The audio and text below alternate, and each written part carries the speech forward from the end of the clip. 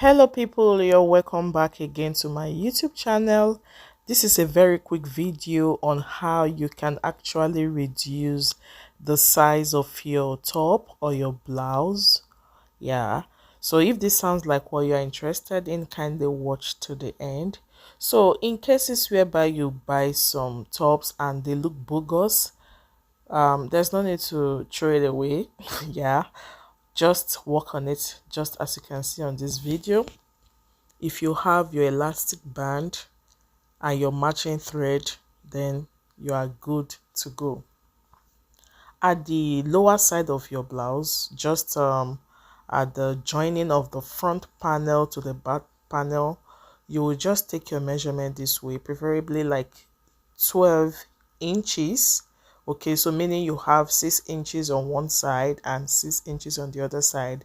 Note it varies, it depends on how small you want the top to be. Okay, but this person I adjusted this for is not on the big side. I measured about 10 to 12 inches, so meaning on one side it should be about 5 inches to 6 inches.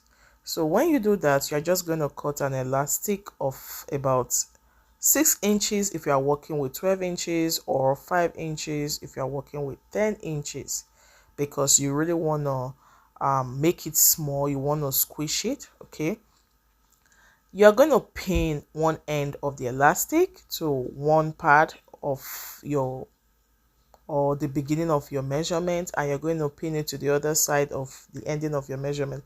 I don't know how to really explain this. Let me come again. You marked out about 12 inches on your blouse, like the hemming of your blouse, and meaning 6 inches on one side and 6 inches on the other side. So you're going to cut an elastic of half the inches. Okay, so that's about 6 inches. So you're just going to hold it down or tack it down with your pin on these 2 points you measured.